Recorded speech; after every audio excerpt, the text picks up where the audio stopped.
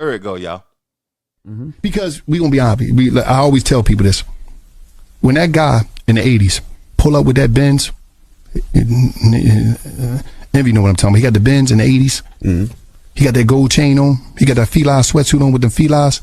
He got them rings on, them nugget rings and all that shit. And he pull up to the neighborhood. He's pulling up to our black communities to deal with the most beautifulest girl in our neighborhood. And when he pull up to get her, as he open in the car door and she get in the car door, you know who's speaking to him? Miss Johnson, Miss Brown, Miss Green.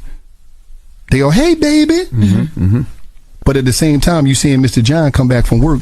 He's a plumber, all dirty, and nobody speaking to him. I'm sitting on the step watching all this shit take place. So I said, damn, I got to be a part of this shit. Mm-hmm. In the black community, the women dictate who the man want to grow up to be based off of who they date.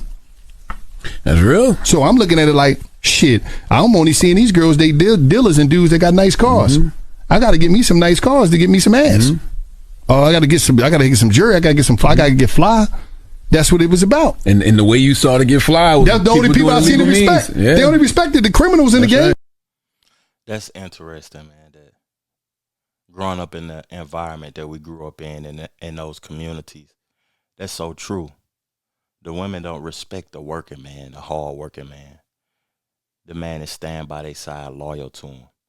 They got dreams and aspirations of achieving things and having things themselves. So they look up and they look forward to being with the man that got the nice jewels, the nice clothes, all the money, drive the fancy cars. He don't even live in the neighborhood no more. He comes in the neighborhood because that's where he from to do his dirty work and everything, but he leaves. And that's a fantasy for women because she want to leave. She want those things. She doesn't even see him actually. She doesn't even see him actually. She sees the things.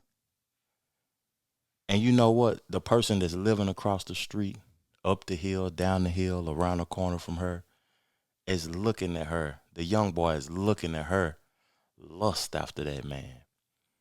And he like, how am I going to ever achieve those things or get those things so I can be like Mr. Johnson, so I can have all the ladies like Mr. James or Mr. Jackson, or, you know what I'm saying? And that's a foul thing, though, because to me, we don't value loyalty. We value things. We value money, assets. We don't value or appreciate what a relationship's supposed to be based upon. And that's love, quality time, loyalty, growing together, building together.